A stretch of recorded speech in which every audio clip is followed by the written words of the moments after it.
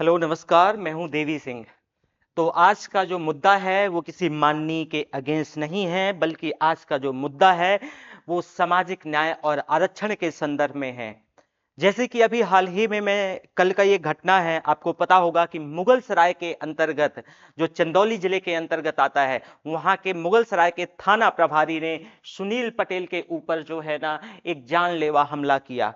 और अब मैंने उनके एसीपी का बयान सुना है। मैं उनके एसीपी, ये साफ साफ पता चलता है, कहते हैं कि नाक से रक्त स्राव हो गया। महाराज एसीपी, अगर इतना तो सेंस होना चाहिए, यूपीएससी के थ्रू आए हो तो कम से कम इतना तो सेंस लगाओ कि नाक से रक्त स्राव इतना तो नहीं होता है जितना कि आप बता रहे हो। और आप कह रहे हो कि इसके संबंध में सुनील पटेल जी को पहले से जो है इंफॉर्मेशन दी गई थी, पहले से ये बताया गया था कि बेसिकली कि एक महिला के, मृत महिला के संदर्भ में एक जो जांच को लेकर के, तो उनने तो आपसे एफआईआर की कॉपी मांगी थी। और बिना एफआईआर किए हुए आप कैसे जांच कर रहे थे? ये ठीक वैसा ही है जैसे कि राम मंदिर में चंदा चोरी को लेकर के, कि चंदा चोरों ने, कुछ खास चंदा चोरों ने क्या किया कि चंदा चोरी रिकवरी कर ली, यानी 5 शायद जुलाई को, और इसके बाद देखें 5 जुलाई या जून, आई एम नॉट श्योर, ये बस थोड़ा सा डेट का इशू हो सकता है। लेकिन उसके बाद जो है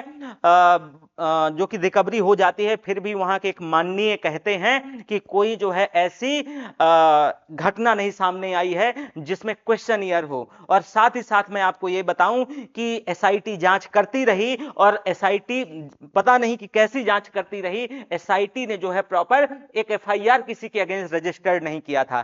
तो यूपी पुलिस के तो ये सबको पता है कि कैसे कैसे मामले हैं। आपकी वही पुलिस है जो मुंह के आधार पे जो है चोरों को भगाती है। आपकी पुलिस पर वही आरोप लगते हैं। अगर मैं आपको बता दूं कि आप ये किसी से छुपे नहीं हैं कि आपने जो है ना दुबे साहब की गाड़ी पलटा दी थी, या आपके ऊपर इतने भी आरोप, कई ऐसे आरोप लगे हैं कि आपने जो है ना कई ऐसे मामलों में जो है फर्जी इनकाउंटर किए हैं। तो ये आपका जो है ये नाटक किसी से छिपा नहीं है। और मैं सबसे पहले वो इंस्पेक्टर, जातिवादी इंस्पेक्टर को बताना चाहता हूं कि ये ध्यान रखिएगा कि जो आरक्षण है, जो सामाजिक न्याय है, अगर ये लोग जो सुनील जैसे, एक सुनील को मारोगे 1000 सुनील पैदा होंगे। तो आज हमारा जो मुद्दा होगा वो आरक्षण का मुद्दा होगा। और आरक्षण को हम डिटेल से, यानी वैदिक पीरियड से लेकर के 2026 तक का जो डेवलपमेंट होगा उसको देखेंगे। और यह भी देखेंगे कि आखिर हमने, हमारे सुनील जैसे शंभू को आपने कैसे दबाया, हमारे एकलव्य को आपने कैसे दबाया, हमारे अंबेडकर को आपने कैसे दबाया,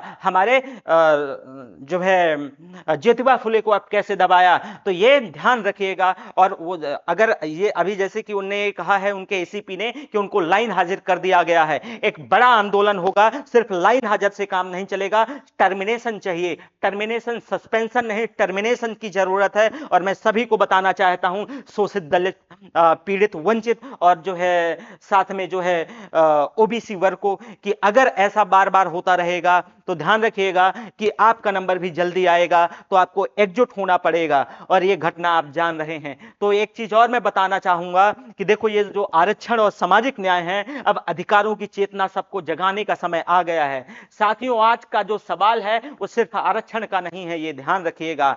आज का सवाल जो है वो बराबरी का है, सम्मान का है, प्रतिनिधित्व का है, उस अधिकार का है जिसे संविधान ने हर नागरिक को दिया है। ये भी ध्यान दीजिएगा। आज हमें अपने भीतर नफरत नहीं, न्याय के लिए जागरूकता पैदा करना जरूरी हो गया है। हमारे लोगों के, हमारे जो लोग हैं उनको ये पता होना चाहिए, न्याय के प्रति उन्हें जागरूक करना जरूरी हो गया है। हमें किसी जाति के व्यक्ति से नहीं लड़ना है, हमें जो है उस जातिगत भेदभाव की मानसिकता से लड़ना है जो इंस्पेक्टर के अंदर जो है उबल रही थी। और जैसे ही उसने सुना कि अच्छा ये आरक्षण के संदर्भ में कुछ बात कह रहा है, तो जानलेवा हमला जो है ना सुनील पटेल के ऊपर हुआ। हमें, जिसने सदियों तक इंसान को इंसान से छोटा बड़ा समझने की कोशिश की, हमारी लड़ाई उस वैसे जातिवादी कीड़ों के खिलाफ है, यह भी ध्यान रखिएगा। हमारी लड़ाई किसी जाति के अगेंस्ट नहीं है, बल्कि वो जातिगत जो कीड़े हैं, जो आरक्षण का लगातार विरोध कर रहे हैं, हमारी लड़ाई वैसे लोगों के साथ है। तो साथियों, इतिहास को याद कीजिए कि भारतीय समय में जो जाति आधारित ऊंच नीच की जड़ें हैं वो आज की नहीं है, ये बहुत पुरानी है। ये उत्तर वैदिक काल से आप अगर देखोगे तो वर्ण व्यवस्था कितनी जटिल थी और जन्म के आधार पर सामाजिक पदानुक्रम की जो दिशा रही है वो लगातार विकसित हुई है। पहले जो है आप देखिएगा उत्तर लेटर वैदिक पीरियड से या उत्तर वैदिक समय से आप देखेंगे कि लगातार जो है जन्म के आधार पर क्या होता था कि जन्म के आधार पर उसको एक पदानुक्रम की दिशा को जो है इन लोगों ने डेवलप किया और समय के साथ अनेक जातियों और समुदायों की सामाजिक स्थिति जो है इसी के चलते असमान होती रही। और यही वजह है, आपको मैं बता दूं कि जो 6वीं शताब्दी में चाहे वो 63 प्रकार के धर्मों का उदय हुआ, चाहे उसमें जो है बौद्धिज्म हो या जैनिज्म हो या और जो है कई प्रकार के संप्रदायों का उदय होता है, तो यह ध्यान रहना चाहिए। और साथ में मुद्दा व्यक्तियों की जाति नहीं बल्कि वह सामाजिक व्यवस्था है जिसमें जन्म के आधार पर अवसर और सम्मान जो है असमान हो गए हैं। मैं अगेन एंड अगेन बोल रहा हूं कि ये जो है ये तभी पॉसिबल है जब आप क्या करें कि हमें शिक्षा का अधिकार भाई जो है प्रॉपर मिल पाए। सदियों तक शिक्षा और ज्ञान तक पहुंच सामाजिक तौर से असमान रही है, ये किसी से छिपा नहीं है। वो याद कीजिए, आपको जो है एकलव्य की कहानी याद कीजिए, जो है शंबुक की कहानी, ये किसी से छिपी बात नहीं है। तो ये ध्यान रखिएगा कि कई समुदायों को औपचारिक शिक्षा से बाहर रखा गया है। ऐसे कई आप कोई एग्जाम्पल देखने को मिल जाएंगे जो बेंचमार्क सेट हैं प्रॉपरली। और ये जो है किसी भी समाज में आप ये देख पाएंगे कि कहीं ना कहीं ये असमानता का रीजन रहा है, असमानता का कारण रहा है। तो सबको जो है ना समान अवसर चाहिए। तो हमें समझना होगा कि समान अवसर की जो शुरुआत है, जो स्टार्टिंग है, वो तभी संभव है जब शुरुआती स्थितियां भी क्या हो, अधिक न्यायपूर्ण हो। और ऐसी ऐतिहासिक संदर्भ में अगर हम एक संदर्भ रेफरेंस दें आपको, तो जो ज्योतिबा फुले हैं, सावित्रीबाई फुले हैं, इनका संघर्ष याद कीजिए। दोस्तों मैं आपको बता देना चाहता हूं कि जो सावित्रीबाई फुले हैं, तो जब वो ज्योतिबा फुले हैं, सावित्रीबाई फुले खास करके जब महिलाओं को शिक्षा देने की बात करती हैं और सभी वर्ग की महिलाओं को शिक्षा देने की बात करती हैं, तो दोस्तों उनके ऊपर जो है कीचड़ उछाला जाता था, उनके ऊपर उनको थ्रेटनिंग दी जाती थी, फिजिकल असॉल्ट किया जाता था, गोबर डाला जाता था। फिर भी वो महिला डरी नहीं। और जब डरी नहीं तो वही जो जातिवादी कीड़े थे एक दिन साइड हो गए और वो महिला अपना जो है जो उनका उद्देश्य था वो फुलफिल कर पाए। तो सावित्रीबाई फुले ने जो है आप देखोगे कि लड़कियों और वंचित समुदाय की शिक्षा के लिए काम किया। और ये समय आ गया है कि सब जो शोषित वंचित पीड़ित है, जो दलित वर्ग है, जो पिछड़ा वर्ग है, जो अति पिछड़ा वर्ग है, वो एक साथ आइए और अपनी जो है आवाज उठाइए। अगर आपको लगता है कि आपके जो जाति के जो नेता हैं, राजनेता हैं, जो मलाई चाट रहे हैं आज सरकारों में, चाहे वो सेंट्रल में हो या स्टेट में, और आपको लगता है कि अगर वो आपको सामाजिक न्याय दिलवा पाएंगे तो ये शायद बहुत मुश्किल है। मैं आपको बता दूं कि वो जातिवादी नेता जो है वो कहीं ना कहीं वो सिर्फ अपना भला चाह रहे हैं और अपना निर्वाण चाह रहे हैं, अपना विकास चाह रहे हैं, और इससे ज्यादा उनको किसी को मतलब नहीं है। मैं आपको ऐसे हजारों एग्जाम्पल दे सकता हूं। सबसे बड़ा एग्जाम्पल जो मेरा परिवार पिछले 20 सालों से अपना दल जैसी राजनीति से जुड़ा रहा, लेकिन उसी की जो पुरोधा जिसको आप कहते हैं माननीय अनुप्रिया पटेल जी, अनुप्रिया पटेल जी ध्यान रखिएगा कि पटेलों की शोषक है। ये पटेलों की शोषक ऐसी है कि आप देखिए आजकल अब जो है धीरे धीरे आ रहा है इस मुद्दे पे, उनने एक जो है क्वेश्चन नहीं किया। और दूसरा बात कि अभी तक 69,000 यूपी के अंतर्गत जो टीचर्स का मसला था, तो जब इलेक्शन आते हैं तभी अनुप्रिया पटेल जी जगती हैं, तभी ओबीसी एससी एसटी दलित की बात करती हैं। नहीं, वो खूब मौज से जो है ना सत्ता में बैठे मलाई खा रही हैं। तो मैं अगेन बोल रहा हूं, यहां मेरा विरोध होगा। और माननीय सोनेलाल जी भी जो है इसलिए जो है नहीं ये कह रहे हैं कि हम माननीय सोनेलाल जी की कदमों उनके जो है गाइडेंस के अकॉर्डिंगली चल रहे हैं, जैसे वो गाइड कर रहे थे। माननीय सोनेलाल जी ने कभी ऐसा नहीं कहा था कि वो सत्ता के दलालों के साथ आप जो है अपने ही लोगों का शोषण कीजिए। तो ये जो है आपका जो वोट है उसको कैश करवा रहे हैं अपने लिए। तो मैं सभी को बोल रहा हूं, आप ऐसा जो है ऐसे व्यक्ति या ऐसी पार्टी या ऐसे लोगों को चुनिए। मैं किसी का प्रचार करने नहीं आया हूं, पर हां मैं उन सभी चीजों का विरोध करने आया हूं जो अन्याय, जिसके द्वारा अन्याय किया जा रहा है,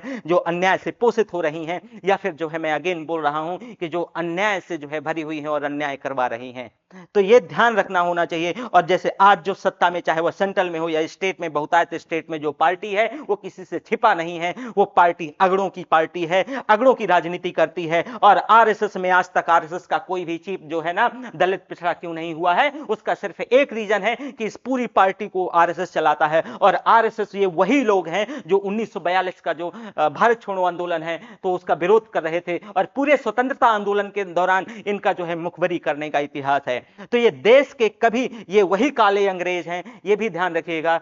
ये जो आज सत्ता में हैं, जो फूट डालो और राज करो की नीति के द्वारा जो है ना लोगों को क्या किए, विखंडित किए। तो ये बहुत जरूरी है कि देखो फुले दंपति ने, अब अगर हम वापस अपने एक मसले पे चलते हैं, और मैं अगेन बोल रहा हूं कि थोड़ा वीडियो जरूर लंबा होगा, लेकिन आज हम जो है आरक्षण को लेकर के एक डिटेल से एनालिसिस, आपको संवैधानिक जो इसका तौर तरीका है, जो इसका इतिहास है, अफर्मेटिव एक्शन क्या है, क्या अमेरिका जैसे देशों में भी जो है आरक्षण की व्यवस्था है, बहुत सारे लोग उठाएंगे मसला जो है मैं आपको बताऊंगा। और मैं वो सभी चीजें लेके आया हूं जो ईडब्ल्यूएस पे कोई क्वेश्चन नहीं कर रहा है, और जो है जो जातिवादी कीड़े हैं वो जो है आरक्षण का विरोध कर रहे हैं। हमें अगेन एंड अगेन मैं बोल रहा हूं, आज आरक्षण के बारे में जो परत दर परत इसकी जो है ना सारी डिटेल से हम चीजों को पढ़ेंगे, तो ये भी ध्यान रखना है। दूसरी जो सबसे बड़ी बात है कि मैं आपको इतिहास के अंतर्गत कुछ आपको रेफरेंस देना चाहूंगा कि हमारे ये जो तथाकथित कुछ लोग हैं जो खास करके अपने आप को अगड़े कहते हैं, ये लोग आज से हमारा शोषण नहीं कर रहे हैं। ये हमारा शोषण जो है हजारों वर्षों से कर रहे हैं। ये आप वैदिक पीरियड, पोस्ट वैदिक पीरियड में आइएगा, आप जो है तो शंबुक का प्रसंग आपको पता होगा, शूद्र और तपस्या को लेकर के जो ही। और मैं आपको रेफरेंस देते हुए बोलता हूं कि आप ये चेक कीजिएगा कि ये बात झूठ है या सत्य है। तो रामायण का जो उत्तरकांड है, उत्तरकांड में शंबुक नामक एक शूद्र तपस्वी है, और उसका प्रसंग यह है कि कथा में जो है शंबुक के तप करने को उस समय की वर्ण व्यवस्था के संदर्भ में क्या किया गया है, गलत माना गया है, और राम के द्वारा जो है उनका वध किया गया है। तो यह शंबुक की कहानी किसी से छिपी नहीं है। ये जातिवादी अगड़े लोग जो है हमारा सदियों से और कई हजारों सालों से हमारा शोषण करते आए हैं। तो यह भी ध्यान रखिएगा। दूसरा रेफरेंस मैं आपको बताना चाहूंगा एकलव्य का, यानी शिक्षा और अवसर के प्रश्न को लेकर के कि महाभारत में रामायण से, इस वजह से मैं आपको, सब लोग आप रामायण रामायण करते हैं ना, इस वजह से मैंने रामायण से और महाभारत से दोनों रेफरेंस दे रहा हूं। ये पहला जो रेफरेंस है शंबुक की कहानी, ये रामायण के उत्तरकांड में मिलेगी, और जो एकलव्य की कहानी है ये महाभारत का एक एकलव्य जो एकलव्य प्रसंग है वहां पर देखने को मिलेगा। अब यहां पर जो है सामाजिक औसत की चर्चा को लेकर के एक बहुत महत्वपूर्ण उदाहरण, बहुत महत्वपूर्ण प्रश्न बन जाता है। प्रश्न क्या है यहां पर कि भाई एकलव्य जो है, आपको पूरी कहानी पता होगी, बस मैं इसको शॉर्ट में, छोटी छोटी कहानियों को शॉर्ट में आपके सामने प्रस्तुत करना चाहूंगा। एकलव्य जो है वो धनुर्विद्या सीखना चाहते हैं, ये आपको पता होगा। अब वो व्यक्ति धनुर्विद्या सीखना चाहते हैं तो द्रोणाचार्य ने उनको औपचारिक शिक्षा, उस समय की जो औपचारिक शिक्षा थी, वो औपचारिक शिक्षा जो है जैसे कि दरअसल ऐसी होती थी कि कुछ खास करके उच्च तबके के लोग, तथाकथित जो है जो अपर कास्ट के लोग जो है उनको ही औपचारिक शिक्षा दी जाती थी, और बाकी के वर्णों को जो है आपको पता होगा कि 4 वर्ण बांटे गए थे, और उन 4 वर्णों में जो है ना खास वर्ग को ही औपचारिक शिक्षा दी जाती थी, बाकी को उनकी सर्विसेज में, उनकी सेवाओं पे लगा दिया जाता था। तो वापस से हम एकलव्य की धनुर्विद्या को लेकर के बात करेंगे, तो एकलव्य धनुर्विद्या सीखना चाहते हैं, और एक द्रोणाचार्य हैं, इन्हीं वही द्रोणाचार्य जो कहते हैं, द्रोणाचार्य जो अगड़ों की राजनीति, या फिर आप कह सकते हैं कि अगड़ों के ये टीचर हैं। तो द्रोणाचार्य ने उन्हें औपचारिक शिक्षा देने से क्या कर देते हैं, मना कर देते हैं। बाद में एकलव्य ने स्वयं अभ्यास करके उत्कृष्ट धनुर्विद्या प्राप्त करते हैं, कहते हैं कि अभ्यास से कुछ भी हो सकता है, और वो स्वयं क्या करते हैं कि बहुत ज्यादा अथक प्रयास करते हैं और उत्कृष्ट धनुर्विद्या प्राप्त करते हैं। तो आप देखोगे कि द्रोणाचार्य को या फिर जातिवादी लोगों को ये तब भी नहीं देखा गया कि भाई ये हमारे अर्जुन से बेहतर कैसे हो सकता है। तो द्रोणाचार्य ने, जो कि अर्जुन को ऑलरेडी क्या दिया था, वचन दे चुके थे कि इस दुनिया में तुमसे बेहतर धनुर्धर कुछ नहीं होगा, कोई नहीं होगा। तो द्रोणाचार्य ने क्या किया, गुरुदक्षिणा के तौर पे जो है एकलव्य का अंगूठा ले लिया। ये मेरी कोई बनी बनाई कहानी नहीं है, ये तुम्हारे द्वारा ही लिखे ग्रंथों की बात कह रहा हूं। जो उस समय का ध्यान रखिएगा कि ये जो ग्रंथ, उस समय का जरा समझो कि ये शोषणकारी जो सत्ता आज भी व्याप्त है, उस समय भी ये कुछ मुट्ठी भर लोग, जो पढ़े लिखे मुट्ठी भर लोग थे, और वही पढ़े लिखे मुट्ठी भर लोग अपनी हिसाब से जो उन लोगों ने क्या किया कि ग्रंथों का रचना किया, और ग्रंथ उस समय का दरअसल संविधान ये लोग बनाए, और संविधान में इन लोगों ने मुट्ठी भरी लोग जो पढ़े लिखे थे वो अपने हिसाब से चीजों को बना लिया। तो ये जो मैं प्रसंग बता रहा हूं, इसी वजह से प्रॉपर कंटेक्स्ट के साथ, प्रॉपर रेफरेंस के साथ ही मैं प्रसंग आपको बताना चाह रहा हूं, ताकि ये ना लगे कि ये कोई कहानी फर्जी है या कोई कहानी हवा हवाई है। तो ध्यान रखिएगा कि आप एक सुनील मारोगे, हम 1000 संबुक पैदा करेंगे, हम 1000 कर्ण पैदा करेंगे, या फिर हम 1000 या फिर लाखों में जो है ना सुनील पैदा करेंगे, जो आरक्षण को लेकर के, सामाजिक न्याय को लेकर के आपसे क्वेश्चन करते रहेंगे, और आपके जातिवादी कीड़ों को उनका आईन दिखाते रहेंगे। ये भी ध्यान रखिएगा। साथ में मैं आपको एक और कहानी बताना चाहूंगा उसी महाभारत से, कर्ण का, जो कि जन्म और सामाजिक पहचान को लेकर के कहानी है कि महाभारत में कर्ण की प्रतिभा कितनी जबरदस्त है। आप देखिए कि कर्ण सभी को चैलेंज करता है, लेकिन उसकी सामाजिक पहचान और जन्म को लेकर के उसको बार बार जो है सभाओं में अपमान करवाया जाता है, उसका अपमान किया जाता है, सिर्फ इस वजह से कि कहा जाता है कि जो कर्ण है वो तथाकथित निचली जाति के लोगों ने उनको पाला है। तो आप सोचिए जरा कि क्या आलम रहा होगा। इनका जो शोषण का इतिहास है ये आज का नहीं है, सिर्फ ये कल का नहीं है कि सुनील को इन्होंने मार दिया है, इनके शोषण का इतिहास सदियों पुराना है, ये भी ध्यान रहे। वहीं आपको यह भी पता होगा कर्ण को रेफरेंस को लेकर के द्रौपदी स्वयंवर में कई ऐसे प्रसंग देखने को मिलते हैं कि सामाजिक स्थिति को लेकर के कर्ण पर कई प्रश्न चिन्ह उठाए जाते हैं। तो एक कर्ण का एक ये रेफरेंस ये भी महाभारत से है। तो मैं आपसे पूछना चाहता हूं कि क्या व्यक्ति की योग्यता का जो मूल्यांकन है वो उसके कर्म और प्रतिभा से होना चाहिए या उसके जन्म और सामाजिक पहचान से होना चाहिए? ये आखिर मायावती को उस समय क्यों जरूरत पड़ी होगी कि उनने एक जो है ना मायावती जी ने एक नारा दिया था, और वो नारा आप सबकी जुबान पर है। तो शायद मैं और आपको बता दूं, आज वो और बात है कि मायावती जी कंप्रोमाइज्ड हो चुकी हैं एक पर्टिकुलर पार्टी से, लेकिन इससे भी पहले मैं आपको एक और बात बता दूं कि एक टाइम हुआ करता था कि मायावती जी से बेहतर कोई सामाजिक इंजीनियरिंग, सोशल इंजीनियरिंग नहीं जानता था। तो आखिर वापस से अब महिलाओं को लेकर के, जो महिलाएं वो चाहे किसी भी वर्ग की हों, चाहे अगड़ों की हों या पिछड़ों की हों, महिलाओं की भी स्थिति बहुत बद से बदतर रही है। और महिलाओं को लेकर के जैसे दलितों की स्थिति रही है, जैसे पिछड़ों की स्थिति रही है, वैसे कि हर एक वर्ग की महिलाओं की स्थिति रही है। महिलाओं की स्थिति को भी एक व्यापक सामाजिक न्याय के संदर्भ में अगर देखें तो आप देखोगे कि इतिहास में महिलाओं की शिक्षा, संपत्ति, सार्वजनिक जीवन, निर्णय लेने की क्षमता, ऐसी कई जो है उन पर इन सारी चीजों को लेकर के सामाजिक प्रतिबंध लगा दिए जाते थे, और आज भी वो उसका आपको जो है ना कई बार बानगी देखने को मिल जाती है। तो लेकिन इन सारी चीजों को लेकर के कोई ना कोई आया, सुनील जैसा कोई व्यक्ति आया, तो उस समय भी जो है पंडिता रमाबाई ने जो है महिलाओं की शिक्षा को लेकर के सामाजिक सुधार के लिए जो है संघर्ष किया, और फिर जो है उसका विरोध हुआ, ये भी ध्यान रखिएगा। तो जब भी जैसे कि आजकल मैं कुछ माननीयों का जो भ्रष्टाचार उजागर करता हूं, तो बहुत सारे माननीय मुझ पे पर्सनल होने लगते हैं, और मैं अगेन उनको बोलना चाहता हूं, हालांकि ये आज मुद्दा उन पर नहीं है, लेकिन फिर भी मैं उन माननीयों को ये कहना चाहता हूं कि पर्सनल मेरा तो कुछ नहीं है, पर आपका जो पर्सनल अगर मैं हो गया तो फिर आपको ध्यान रखना होगा कि कितना बड़ा फिर आप जो है ना फिर पर्सनल कुछ नहीं रह जाएगा। तो ये भी बीच बीच में उनको ये बताना पड़ जाता है। लेकिन वापस से हम अपने मुद्दे पे चलते हैं।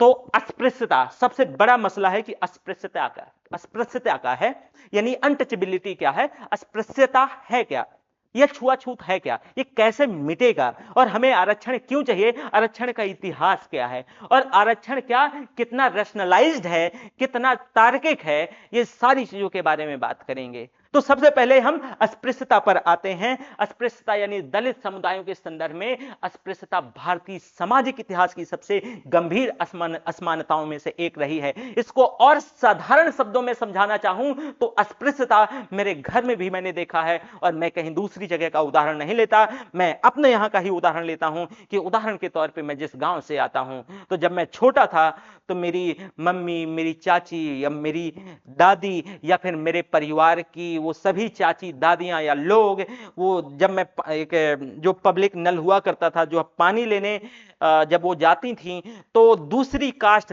तथा कथित सो कॉल्ड लोअर कास्ट की महिलाएं खड़ी रहती थी, तो उनको कहा जाता था कि तुम जो है क्या करो, कि तुम जो है नल से उतर जाओ या कुआं से उतर जाओ। तो ये मैंने अस्पृश्यता, अनटचेबिलिटी, ये सिर्फ अपने लोगों के द्वारा भी मैंने देखा है, और तब मुझे समझ नहीं था, मैं बच्चा था, लेकिन आज वो चीजें मैं जान पा रहा हूं। तो अस्पृश्यता मेरे घर परिवार या फिर मेरे समाज के लोगों ने जो अपने तथाकथित वो उनसे निचली जाति के लोगों के साथ किया है, और हमारे साथ भी किसी न किसी ने किया है। तो ये ध्यान रखिएगा, अस्पृश्यता दोनों तरफ से मैंने देखा है। एक अस्पृश्यता का शिकार भी हुए हैं और अस्पृश्यता को शिकार भी बनाए हैं। मैंने दोनों उदाहरण आपको बताए हैं, और ये आप ये जान पा रहे होंगे कि ये उदाहरण झूठा है कि सच है, क्योंकि ये हमारे यहां ये चीजें देखने को खूब मिली हैं और आज भी व्याप्त है। तो अनेक क्षेत्रों में आप देखोगे कि जो अस्पृश्य माने जाने वाले लोग हैं, कई जगह अस्पृश्यता का कई आधार है दोस्तों। जैसे सार्वजनिक कुओं में, नलों में पानी लेने से रोकना, मैंने एक सिंपल सा उदाहरण आपको अपने घर से बताया, और मैं इस वजह से अपने रेफरेंसेस अपने घर से ही देता रहता हूं, ताकि आपको यह पता चले कि मेरा सिर्फ और सिर्फ उद्देश्य सामाजिक न्याय स्थापित करना है। मेरा सिर्फ और सिर्फ उद्देश्य भ्रष्टाचार को उजागर करना है, और जो शोषित, वंचित, पीड़ित हैं, उनके अधिकार को उनके बारे में जगाना है। मैं आपको बता दूं कि सार्वजनिक कुओं से पानी लेने के लिए रोका गया, दलितों, वंचितों, शोषितों, पीड़ितों को, पिछड़ों को मंदिरों में प्रवेश करने से रोका गया। और आज 21वीं शताब्दी के जो टेक्नोलॉजी का एरा है, आज भी आप कई जगह देखते हैं कि घोड़ी नहीं चढ़ने दिया जाता है शादियों में, या फिर मंदिरों में प्रवेश नहीं किया जा सकता है। अभी मैंने परसों की ही एक घटना पढ़ी थी कि जो अभी सत्ता में है पार्टी, तो उस सत्ता में पार्टी के एक दलित विधायक को मंदिर जाने से रोक दिया गया। सोचिए, इतना पावरफुल व्यक्ति जो विधायक क्या है, विधायक का मतलब वो विधि का आयक है, विधि बनाने की क्षमता है, और वो जो विधायिका में बैठता है, जो कि नियम बना सकता है, नियम को पलट सकता है। अगर उसके साथ शोषण हो सकता है तो रमललवा, बुधई, कुधई और इन सब के साथ तो ये सामान्य चीज है। और मैं अगेन बोल रहा हूं, इस शोषण के खिलाफ आपको आवाज उठानी पड़ेगी, और हर हाल में आवाज उठानी पड़ेगी। कुछ सामाजिक और धार्मिक गतिविधियों से बाहर कई बार लोगों को रखा जाता है, उनको कई प्रैक्टिस, कई कस्टम्स नहीं फॉलो किए जाते हैं, या महिलाओं को जो है कई आधारों पर बहुत सारी प्रैक्टिसेस से, बहुत सारी जो है ना कस्टम से दूर कर दिया जाता है। कभी आधार बनाया जाता है उनके पीरियड्स का, या कभी आधार बनाया जाता है उनकी जाति का, या फिर जो है किसी और चीज का। तो ऐसी सारी प्रथाओं का सामना आप देखोगे कि अस्पृश्यता के तौर पे आपको करना पड़ेगा। और इसी ऐतिहासिक पृष्ठभूमि में आपने डॉक्टर भीमराव अंबेडकर का जो महान सत्याग्रह है 1927 में, वो इसी वजह से महत्वपूर्ण हो जाता है। आप सोचिए कि मैं अगेन लोगों को बोलना चाहता हूं, वो जातिवादी किलों को बोलना चाहता हूं कि हमारे अंबेडकर, हमारे फुले आपसे डरे नहीं। तो ये ध्यान रखिएगा कि सुनील पटेल या फिर जो है सुनील जैसे लोग या शोषित, दलित, पीड़ित लोग आपसे डरने वाले नहीं हैं। और आप तो मुट्ठी भर लोग हैं, और ये देश लोकतांत्रिक देश है। ये जो है लोगों के मैंडेट से चलता है, ये लोगों से बना हुआ देश है। आप मुट्ठी भर लोगों के लिए, ये अगर लोग इकट्ठा हो गए, इनमें एक राजनीतिक चेतना जग गई, तो आपको मुट्ठी भर लोगों को जो है ये कब बाहर निकाल फेंकेंगे पता नहीं चलेगा। लेकिन हाँ, आप फिर भी इनको जो है ना फूट डालो, और राज करो की नीति के अंतर्गत आप इन पे जो है ना विभेद पैदा किए रहते हैं, एक दूसरे से जुड़ने नहीं देते हैं। तो ये ध्यान रहे कि आपने जो है, जो मैंने अभी आपको एक रेफरेंस बताया कि अंबेडकर साहब महाड़ सत्याग्रह 1927 में चलाते हैं, तो महाड़ में एक प्रश्न क्या था कि सार्वजनिक पानी के स्रोत पर हर मनुष्य का समान अधिकार है। इसी को लेकर के 1927 में डॉक्टर साहब क्या आते हैं, सामने आते हैं और एक बड़ा प्रश्न खड़ा करते हैं।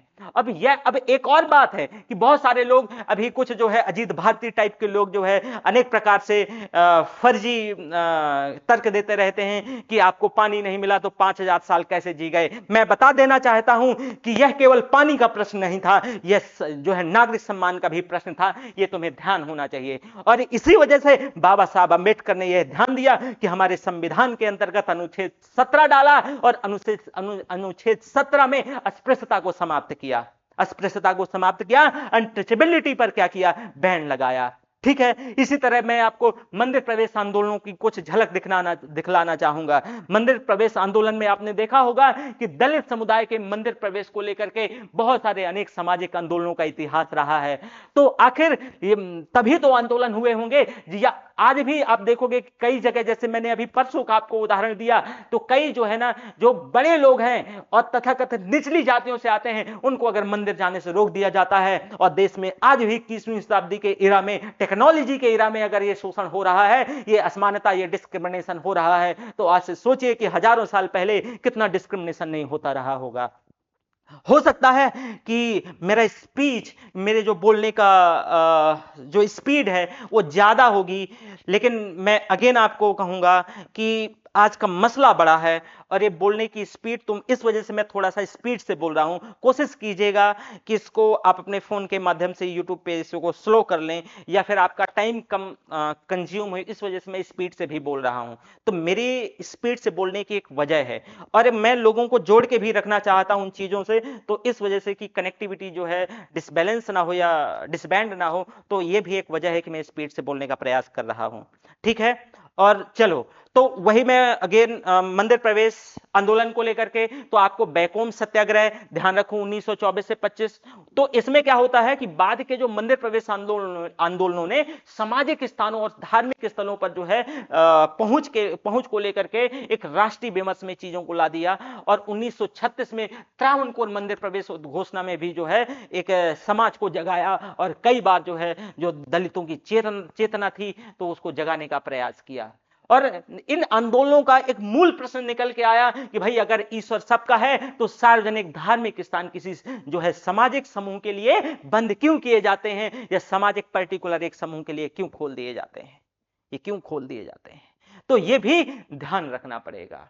और मैं आपको कुछ चीजें और बताना चाहूंगा कि भाई देखो, जो सबसे जरूरी बात है, जो डॉक्टर अंबेडकर, ज्योतिराव फुले, सावित्रीबाई फुले, देखो इनका एक्चुअल में क्या है, मूल उद्देश्य क्या था, ये आरक्षण को किस नजर से देखते थे। तो यदि ध्यान रखिएगा कि सामाजिक न्याय के इतिहास को समझना है तो फुले दंपति को भूलना संभव नहीं होगा, या जो है डॉक्टर अंबेडकर को आप नहीं भूल पाओगे। ज्योतिराव फुले ने जातिगत असमानता, ब्राह्मणवादी सामाजिक वर्चस्व और महिलाओं की शिक्षा को लेकर के कई सारे समाज में प्रश्न उठाए हैं, और उनको ऐसे जातिवादी कीड़ों से बहुत कई बार आप देखोगे कि उनको सामना करना पड़ा है, पर वो डरे नहीं हैं। सावित्रीबाई फुले ने लड़कियों और वंचित समुदायों की शिक्षा को लेकर के काम किया है, और उनका एक संदेश भी था कि शिक्षा भाई सामाजिक मुक्ति का साधन है। और यही मैं अगेन रोज मैं बोलता हूं कि यही वजह है, यही कारण है कि आप अपने बच्चों को पढ़ाइए, क्योंकि शिक्षा वो शेरनी का दूध है जो पिएगा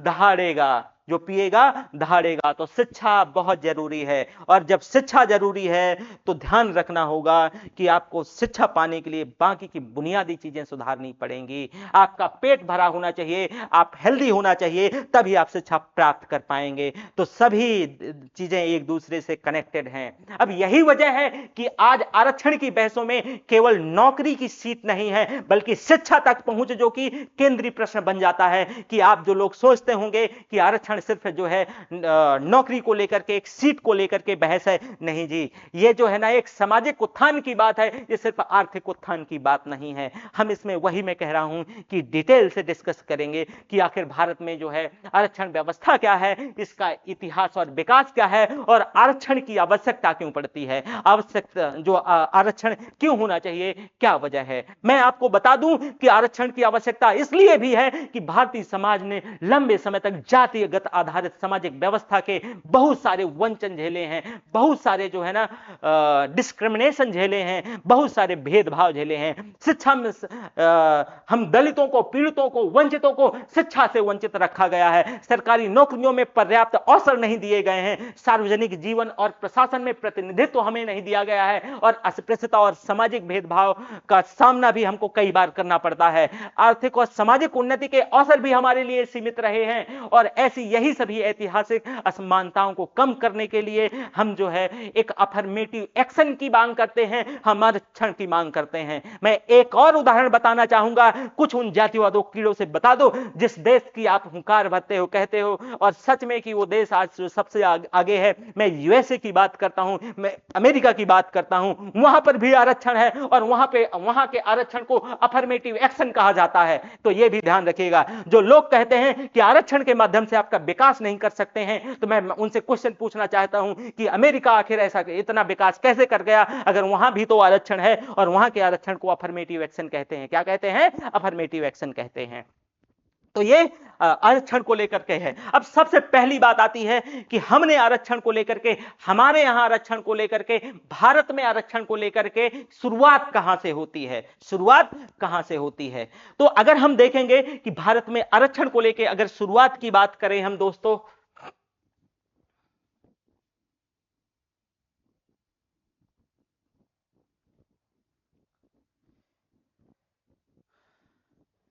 ये वही सुनील जी की ही ये जो कॉपी है एफआईआर, और आप देख रहे हैं कि कुछ वही लोग हैं।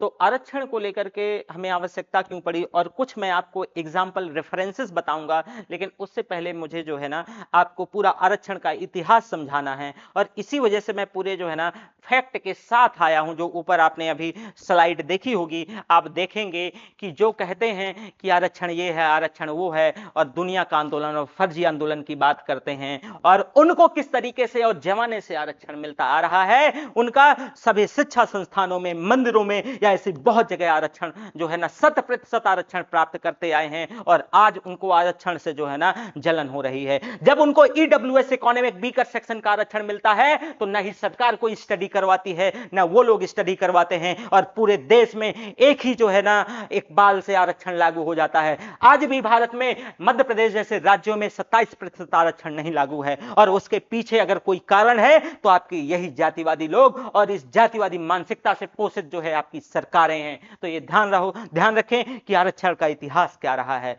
तो आरक्षण के इतिहास को लेकर के हमारा सबसे पहला जो अगर बात करें तो जो है 1882 में हंटर आयोग आता है। क्या है? 1882 में हंटर आयोग आता है।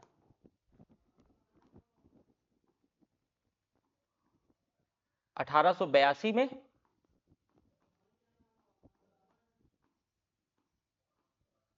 हंटर आयोग आता है। क्या आता है बेटा?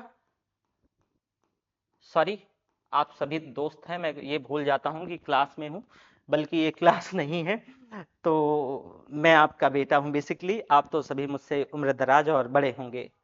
तो 1882 में हंटर आयोग है। इसके बारे में मैं आपको थोड़ा सा हंटर आयोग के बारे में बताता हूं। देखो, विलियम हंटर एक अंग्रेज है, उनकी अध्यक्षता में हंटर आयोग बनाया जाता है, और इसी दौर में ज्योतिराव फुले ने पिछड़े और वंचित लोगों को लेकर के, वर्गों को लेकर के शिक्षा और सरकारी सेवाओं में विशेष अवसर देने की आवश्यकता पर जोर दिया। हालांकि इसमें जो है हंटर आयोग ने बहुत विशेष ध्यान नहीं दिया, लेकिन आप यह जरूर कह सकते हैं कि शुरुआत है, जो स्टार्टिंग है, जो शुभारंभ है, जो इतिश्री है, वो यहीं से शुरू होगी, मांग यहीं से भी शुरू होगी। और आज की जो संवैधानिक आरक्षण व्यवस्था के समान नहीं माना, मतलब आरक्षण जो हंटर आयोग है इसकी वैसी कोई चीज नहीं थी। तो शुरुआत यहां से ज्योतिराव फुले हंटर आयोग के सामने, और फिर हंटर आयोग जो है कुछ कुछ चीजों को लेकर के कहते हैं कि नहीं चलो जो है ना आपको एक अफर्मेटिव एक्शन, लेकिन ये कॉन्क्रीट तरीके से लागू नहीं होता। इसके बाद हंटर आयोग की जो सिफारिशें हैं वो प्रॉपर तौर से लागू नहीं होंगी, या जो है इसकी जो चीजें हैं वो पटल पर नहीं आ पाएंगी। तो फिर कहानी आएगी 1902, और 1902 में कोल्हापुर में साहू महाराज, कोल्हापुर में साहू महाराज, कोल्हापुर में साहू जी महाराज, साहू जी महाराज। अगर मैं देखो, ये तो फिर अगर ऐसा होगा ना कि आरक्षण, तो आरक्षण इतना बड़ा मुद्दा है कि ये तो 5-10 घंटे का प्रॉपर क्लास हो जाता है। बेसिकली मैं आज जो बताना चाहता हूं वो एक शॉर्ट मैं आपको संक्षेप में चीजों को समझाना चाहता हूं, बहुत हम डिटेल में नहीं जाएंगे कि भाई हंटर आयोग की, क्योंकि आपको कोई ऐसा एग्जाम नहीं देना है कि आपको हंटर आयोग की सिफारिशें पढ़नी पड़े कि भाई उसमें सिफारिशें क्या थी, तो ये एग्जाम के लिए महत्वपूर्ण होता है, बल्कि राजनीतिक चेतना के लिए महत्वपूर्ण नहीं है। तो सबसे जरूरी बात है कि जो जैसे कि कोल्हापुर जो है साहू जी महाराज जो 1902 में आरक्षण से लेकर के क्या डेवलपमेंट रहे, तो आधुनिक भारत में आरक्षण के इतिहास में सबसे महत्वपूर्ण घटनाओं में से एक ये 1902 में घटने वाली कोल्हापुर की छत्रपति साहू जी महाराज जी का निर्णय था। साहू जी महाराज जी का क्या था, निर्णय था। उन्होंने अपने राज्य की सरकारी नौकरियों में पिछड़े वर्गों के लिए 50% आरक्षण की व्यवस्था की थी। 50% आरक्षण की व्यवस्था की थी दोस्तों। यह बात 1902 की है और ये कोल्हापुर जो है ना स्टेट की है। कोल्हापुर वही महाराष्ट्र में पड़ता है और वही कोल्हापुरी चप्पल बहुत मशहूर है और मुझे वो बहुत, मैं आपको पर्सनल बता दूं कि मेरी बहुत फेवरेट है उन चप्पल। हालांकि वो कोल्हापुरी चप्पल जो है मैं 2 जगह से लाता रहा, इलाहाबाद में भी मिल जाते हैं, और उस चप्पल का भी इतिहास, इस वजह से मैं चप्पल का थोड़ा सा जिक्र कर दिया है कि एक कांग्रेस का मीटिंग चल रहा था, उस समय की कांग्रेस की मैं बात कर रहा हूं, तो जूतम पेजार हो गया था और कोल्हापुरी चप्पल फेंक के मारे गए थे, तो इस वजह से याद आया, तो मैं आपको कोल्हापुरी वो जो चप्पल, और उसको जीआई टैग भी है, ज्योग्राफिकल इंडेक्सेस भी जो है उसको मिला हुआ है, तो महत्वपूर्ण है। तो वही 1902 में कोल्हापुर में छत्रपति साहू जी महाराज का निर्णय ये एक बेंचमार्क होता है, और पहला एक ऐतिहासिक बेंचमार्क है कि उन्होंने जो है पिछड़े वर्गों के लिए 50% आरक्षण की व्यवस्था करी, और इसे भारत में जो आधुनिक आरक्षण व्यवस्था के शुरुआती और व्यवहारिक उदाहरणों में से माना जा सकता है। ये कॉन्क्रीट क्या था, ये कॉन्क्रीट एग्जाम्पल था, व्यवहारिक एग्जाम्पल था। इसके बाद अगर हम बात करें दोस्तों, तो 1909 में मार्लियामेंटो सुधार आता है। वही मार्लियामेंटो सुधार जो इंडियन काउंसिल एक्ट 1909, इसके माध्यम से आपको पता होगा कि मुसलमानों के लिए सेपरेट इलेक्टोरेट की व्यवस्था करी जाती है, पृथक निर्वाचक मंडल की व्यवस्था की जाती है मुसलमानों के लिए। और इसी वजह से इसको जो है ना क्या कहते हैं कि आप देखोगे कि कई बार जो मार्लियामेंटो सुधार को लेकर के हम इस एक्ट को लेकर के थोड़ा सा एक ऐसी पर्टिकुलर कुछ, जैसे आप कह सकते हैं कि स्वतंत्रता आंदोलन के दौरान, या आज की जो टीचिंग लॉबी है, टीचर लॉबी है, या फिर और सारे लोग थोड़ा सा इसको एक हे दृष्टि से देखते हैं, लेकिन हां ये पर्टिकुलर आप ये कह सकते हैं कि ये मुस्लिमों के लिए, यानी माइनॉरिटीज के लिए जो एक तरीके से जो सेपरेट इलेक्टोरेट की जो व्यवस्था थी, तो उनके अंदर एक राजनीतिक चेतना और उनके वोट्स और उनके अधिकारों को लेकर के एक जागृत करने वाला ये व्यवस्था रही है। हालांकि पृथक निर्वाचन मंडल में अगेन बता दूं कि ये आरक्षण नहीं है, ये अलग चीज है। इसमें किसी समुदाय के मतदाता अपने समुदाय के प्रतिनिधि को चुनते थे, जैसे कि मुसलमानों को ही चुनते थे, और इस व्यवस्था ने भारत में राजनीतिक प्रतिनिधित्व के प्रश्नों को महत्वपूर्ण बना दिया।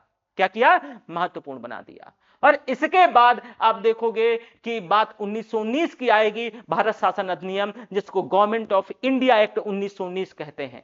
उसके बाद विभिन्न समुदायों के राजनीतिक और जो है प्रतिनिधित्व का प्रश्न जो है और बहुत जो है विस्तृत खड़ा हो जाता है। अब ऐसे क्यों होता है? बेसिकली होता क्या है कि इस काल में विभिन्न प्रांतों में गैर ब्राह्मण और अन्य पिछड़े समुदायों के लिए प्रतिनिधित्व की मांग बढ़ती है। यहां पर इस समय आप देखोगे कि कई बार ऐसा देखने को मिलता है कि जो डिप्रेस्ड क्लास है उनके लिए सेपरेट इलेक्टोरेट की मांग उठती है। तो हालांकि ये डायरेक्ट तो आरक्षण नहीं है, लेकिन ये राजनीतिक चेतना जगाने के लिए एक तरीके से अफर्मेटिव एक्शन है उन जातियों के लिए, उन जातियों के लिए। इसके बाद बात आएगी भाई 1921 का मद्रास में सामुदायिक आरक्षण। 1921 में मद्रास में सामुदायिक आरक्षण, सामुदायिक आरक्षण। तो सामुदायिक आरक्षण का मतलब क्या है कि मद्रास प्रेसिडेंसी में कम्युनल गवर्नमेंट ऑर्डर आता है और इसके माध्यम से विभिन्न समुदायों के लिए सरकारी नौकरी में प्रतिनिधित्व की व्यवस्था करी जाती है। अब जरा देखो कि एक डेवलपमेंट है, ये धीरे धीरे चीजें क्या हो रही हैं, आगे बढ़ रही हैं। तो जो कम्युनल गवर्नमेंट ऑर्डर है, इसके माध्यम से अलग अलग समुदायों के लिए सरकारी नौकरी में जो है प्रतिनिधित्व की व्यवस्था करी जाती है। ठीक वैसे कि जिसकी जितनी हिस्सेदारी उसकी उतनी भागीदारी। कुछ मुट्ठी भर लोग तुम पर राज कर रहे हैं, कुछ मुट्ठी भर लोग जिनकी पूरे देश में आबादी 15% से भी कम है, लेकिन आप 85% पर क्या कर रहे हैं कि ये मुट्ठी भर लोग आप पर एक तरीके से देखेंगे कि राज कर रहे हैं।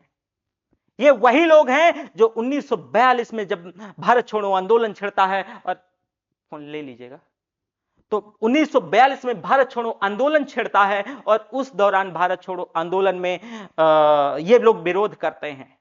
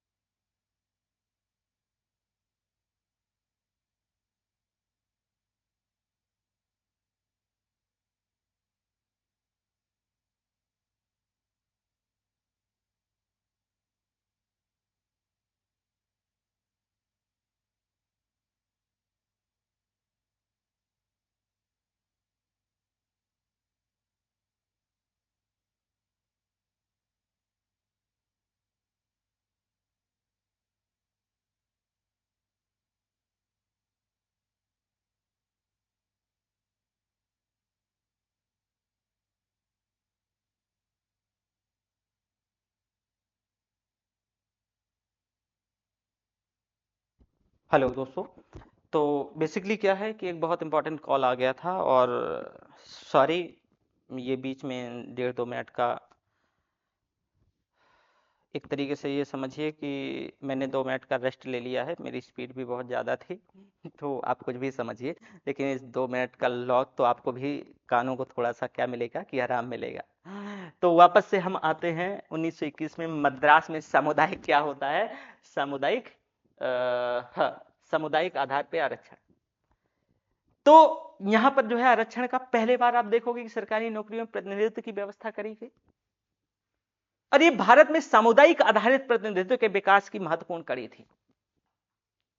इसके बाद बेटा बात आगे आएगी, और जब बात आगे आएगी तो 1932 में, और ये जो 1932 में कम्युनल अवार्ड, 1932 में क्या है, कम्युनल अवार्ड, कम्युनल अवार्ड। तो 1932 में जो कम्युनल अवार्ड है, अब आरक्षण के इतिहास में सबसे बड़े महत्वपूर्ण घटनाओं में से एक आती है। यह बात उस समय की है 1932। उस समय ब्रिटेन में ब्रिटिश प्रधानमंत्री रैमजे मैकडोनाल्ड ने इस कम्युनल अवार्ड की घोषणा करी, और इसमें डिप्रेस्ड क्लासेस, जो आजकल तत्कालीन दलित समुदाय है, उसके लिए पृथक निर्वाचक मंडल का प्रावधान किया गया। उसके लिए पृथक निर्वाचक मंडल का क्या किया गया, प्रावधान किया गया। फिर आप देखोगे कि इसी दौरान गांधी और अंबेडकर में मतभेद हो जाएगा, गांधी और अंबेडकर में मतभेद हो जाएगा। महात्मा गांधी पृथक निर्वाचक मंडल का विरोध कर रहे थे, जबकि वहीं डॉक्टर भीमराव अंबेडकर दलितों के राजनीतिक प्रतिनिधित्व को मजबूत पक्ष दे रहे थे। अब देखोगे कि इन्हीं दोनों के बीच कम्युनल अवार्ड को लेकर के मतभेद हो गया है और इसके बाद दोनों के बीच एक समझौता होगा, और जब समझौता होगा तो उसी को जो है ना पूना पैक्ट कहा जाएगा। क्या कहा जाएगा? पूना पैक्ट कहा जाएगा। बात 24 सितंबर 1932 को गांधी जी और डॉक्टर अंबेडकर के बीच जब समझौता हुआ, इसी को हम पूना पैक्ट कह देते हैं। इसी को पूना क्या है? पूना पैक्ट कहते हैं। अब पूना पैक्ट की बातें क्या थी कि इसमें मतलब मोरलेस दोनों को मतलब यह है कि भाई दोनों में मतभेद हो गया है, तो पूना पैक्ट की व्यवस्था यह थी कि भाई ऐसी व्यवस्था को स्थापित किया जाए कि मतलब बैलेंस संतुलित रहे। तो इसमें जो पृथक निर्वाचक मंडल के स्थान पे कहा गया कि संयुक्त निर्वाचन और साथ में अनुसूचित वर्गों के लिए आरक्षित सीटें।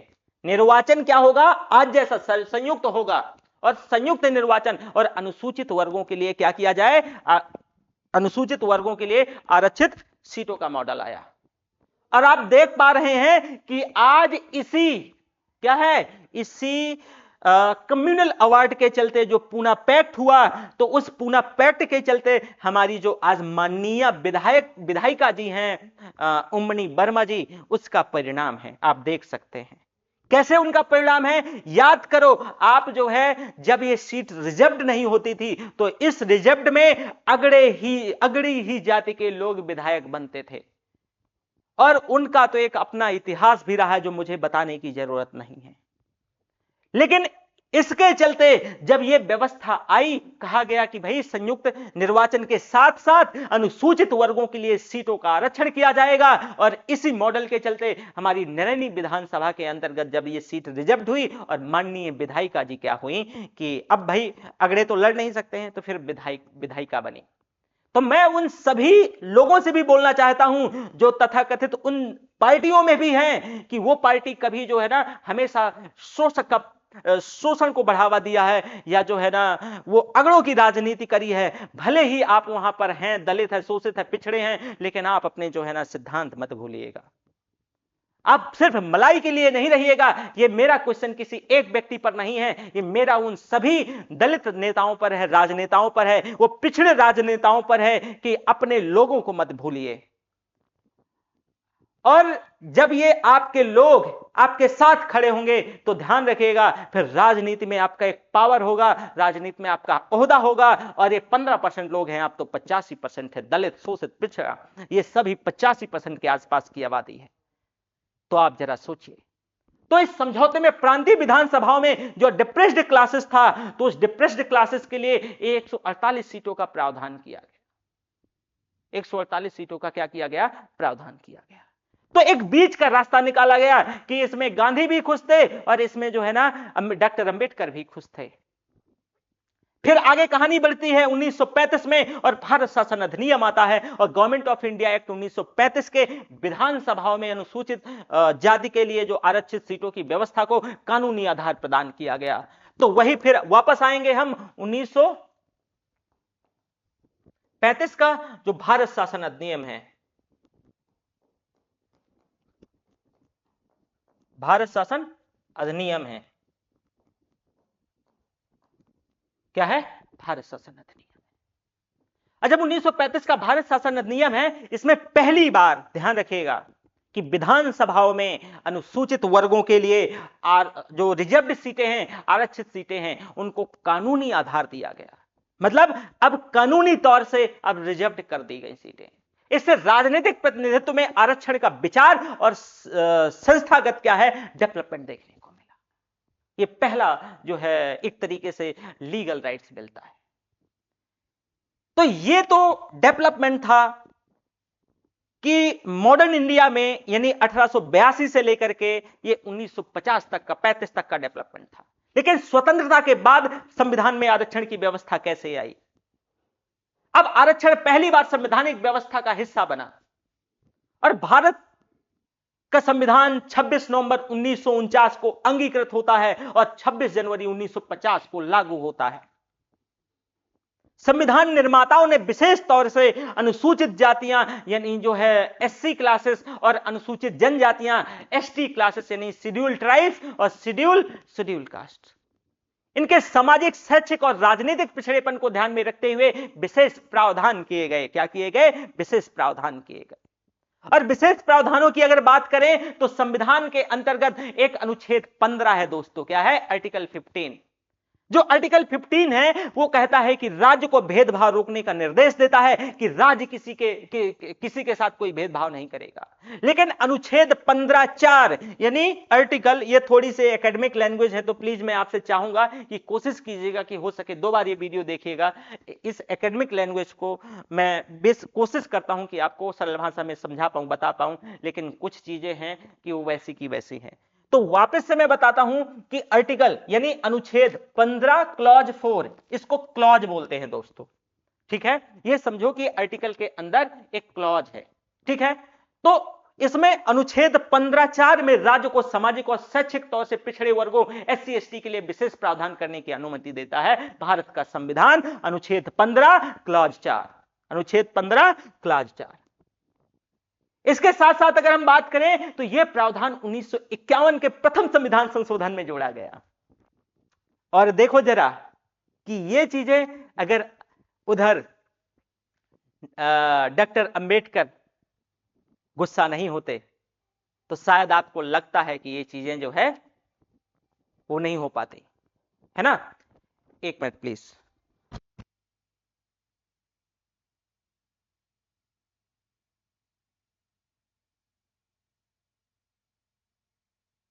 तो दोस्तों हम यहां तक पहुंचे। इसके बाद जो है आज ये बहुत मुद्दा हॉट एंड शॉर्ट था तो इसके चलते मुझे ये बनाना पड़ा। बेसिकली ये जो आज ये स्टूडियो मैं यूज कर रहा हूँ, ये स्टूडियो मैं दूसरी जगह से यूज कर पा रहा हूँ। तो क्या है कि आज आप देखेंगे कि वैसे भी छुट्टी भी हो गई है और बहुत सारी चीजें, मैंने आपको बताया था कि मुझे थोड़ा सा आउट ऑफ स्टेट जाना है ना। तो चलो वापस से चलते हैं। तो मैंने बताया कि 1951 में जो आर्टिकल 15 क्लॉज 4 के अंतर्गत जो दलितों को एससी एसटी वर्ग के लिए आरक्षण के लिए विशेष प्रावधान किया गया। इसके बाद अगर आप देखोगे कि वहीं अनुच्छेद 16 यानी आर्टिकल 16 सरकारी नौकरी में आरक्षण की बात करता है। आर्टिकल जो 16 है मैं आपको बता देता हूं। आर्टिकल 16 ये सरकारी नौकरी में आरक्षण की बात करता है और इसी के अंतर्गत यानी आर्टिकल 16 क्लॉज 4 क्या है? आर्टिकल 16 क्लॉज 4 ये राज्यों को ऐसे पिछड़े वर्गों के लिए सरकारी सेवाओं में आरक्षण की अनुमति देता है जिसका राज्य की सेवाओं में पर्याप्त प्रतिनिधित्व नहीं है। तो ये भी देखा। अब आगे मैं एक बात बताता हूं, ये तो आपने जो है शैक्षिक आरक्षण देखा, लेकिन राजनीतिक आरक्षण भी संविधान के अनुच्छेद 330 और 332 में है। यह राजनीतिक आरक्षण है, मतलब राजनीतिक आरक्षण जो है अनुच्छेद 330 और 332 में है। 330 के अंतर्गत देखेंगे जो आर्टिकल 330 है, मैं उसको लिख दूं, नहीं आप लोग कहोगे। आर्टिकल 330 और आर्टिकल 332 दोनों को थोड़ा सा ध्यान से सुनो। तो आर्टिकल जो 330 है इसमें लोकसभा में एससी एसटी के लिए आरक्षण जो है निर्धारित किया गया, सीटें आरक्षित की गई। वहीं जो अनुच्छेद 32 है इसमें राज्य विधानसभाओं में एससी एसटी के लिए सीटें आरक्षित करी गई। तो यह भी प्रावधान किया गया। इसके बाद धीरे धीरे कहानी आगे बढ़ती है और एससी एसटी आरक्षण कितना है यह भी तो पता होना चाहिए। तो केंद्र सरकार की अखिल भारतीय जो खुली प्रतियोगिता वाली सीधी परीक्षाएं भर्तियां हैं उनमें एससी को 15% और एसटी को 7.5%, यानी बात करें तो एससी एसटी और ओबीसी और EWS economic weaker section, SC को है 15%, एसटी को है 7.5%, ओबीसी को है 27%, ईडब्ल्यूएस को है 10%। अभी हम इंदिरा साहनी का केस भी आपके सामने लाएंगे जब सुप्रीम कोर्ट को यह कहना पड़ता है कि 50% एक जो है सीलिंग है, इससे ऊपर नहीं होगा। लेकिन फिर आखिर कैसे ये जो ईडब्ल्यूएस को आरक्षण जो 10% है वो कैसे जोड़ा जाता है, कैसे जोड़ा जाता है? तो राज्यों में अब एक चीज और बताएं कि राज्यों में ये जो प्रतिशत अलग हो सकता है, क्योंकि राज्य अपनी सामाजिक संरचना और कानूनी प्रावधानों के अनुसार ये व्यवस्था बनाते हैं। और यही वजह है कि आज तक मध्य प्रदेश में कोई जो है ना ओबीसी एससी एसटी की सरकारें नहीं आई हैं, या वैसे नेता वहां पर कोई जो है ना ओबीसी एससी एसटी का नेता सुप्रीम अथॉरिटी पे नहीं आ पाया है। और इसी वजह से आज आरक्षण वहां ओबीसी का आरक्षण 14% ही है, 27% नहीं हो पाया है। अगर वहां पर भी जो है ना सपा या फिर बसपा जैसे या फिर कोई भी ऐसे ओबीसी की पार्टी या दलित की पार्टी आरजेडी जेडीयू जैसी कोई पार्टी होती तो शायद वहां पर भी आरक्षण की व्यवस्था 27% लागू होती, लेकिन वहां पर भी आज भी आरक्षण 27% नहीं है। तो देखो जरा समझो कि इस वजह से जरूरी है कि राजनीतिक चेतना, इस वजह से जरूरी है क्योंकि कांग्रेस और बीजेपी ये दोनों एक ही थाली के चट्टे बट्टे हैं, वो चाहे कांग्रेस हो चाहे बीजेपी। आज वो और बात है कि कांग्रेस में आप देखेंगे कि सारे कांग्रेस लगातार जो है कई सारे मुद्दे बना रही है, लेकिन इसको अपना इतिहास भी ध्यान रखना चाहिए। और आज आप देखेंगे कि करीब करीब बीजेपी के अंदर बैठे हुए 20 से 25%, 30% नेता कांग्रेस के हैं, और जैसे कांग्रेस सत्ता में आएगी फिर बीजेपी वाले कांग्रेस में चले जाएंगे। तो ये सब एक ही थाली के चट्टे बट्टे हैं। ये ध्यान रहे कि राजनीतिक चेतना के लिए आप किसी को भी वोट कीजिए, लेकिन दलित चेतना जरूरी है, पिछड़ी चेतना जरूरी है, और अपने लोगों को वोट करिए। आप संख्या में ज्यादा हैं, सत्ता आती आइए, और फिर सत्ता के हिसाब से अपने लोगों को सामाजिक न्याय के तौर पर उनको आगे बढ़ाइए। अब ओबीसी आरक्षण का मैं आपको इतिहास बता दूं। मैंने आपको एससी एसटी आरक्षण के इतिहास के बारे में आपको बताया, लेकिन अभी मैंने आपको ओबीसी आरक्षण के बारे में आपको इतिहास नहीं बताया। तो ये तो सब जो मैंने आपको बताया कि भाई 15(4), 16(4), अनुच्छेद 330, अनुच्छेद 332 और भारत शासन अधिनियम 1935 के अंतर्गत जो भी डेवलपमेंट हुए वो एससी एसटी आरक्षण को लेकर के डेवलपमेंट हुए। लेकिन अब ओबीसी आरक्षण को लेकर उसका इतिहास क्या रहा है? अब आरक्षण व्यवस्था का दूसरा चरण है, एक तरीके से आप ये कहो कि ओबीसी आरक्षण ये दूसरा चरण है। और पहला पिछड़ा वर्ग आयोग जो है 1953 में काका कालेलकर आयोग बनाया जाता है इनकी अध्यक्षता में। इनका उद्देश्य सामाजिक और शैक्षिक तौर से पिछड़े वर्गों की पहचान करना था, काका कालेलकर साहब का। लेकिन इनकी जो सिफारिशें हैं वो केंद्र सरकार ने व्यापक तौर से लागू नहीं किया, केंद्र सरकार ने व्यापक तौर से लागू नहीं किया। तो काका कालेलकर ओबीसी ओबीसी आरक्षण का इतिहास, ओबीसी आरक्षण का इतिहास। तो ये बात 1953 की है।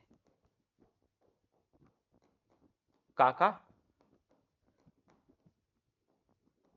कालेलकर आयोग, काका कालेलकर आयोग, जो काका कालेलकर आयोग की सिफारिशें थी वो लागू नहीं करी जाती हैं। इसके बाद मंडल आयोग 1979 में आएगा। 1979 में क्या आएगा? मंडल आयोग, सॉरी मंडल, एक मिनट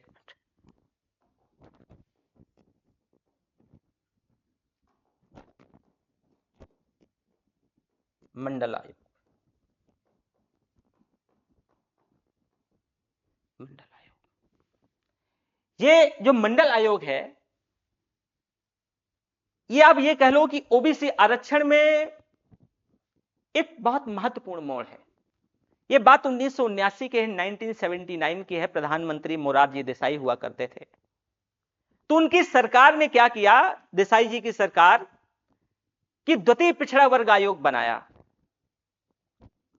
और उसके अध्यक्ष बीपी मंडल, बिंदेश्वरी प्रसाद मंडल थे, बिहार से आते थे, बिहार के नेता थे, वहां के मुख्यमंत्री भी रहे हैं। तो उनकी अध्यक्षता में एक कमीशन गठित किया गया।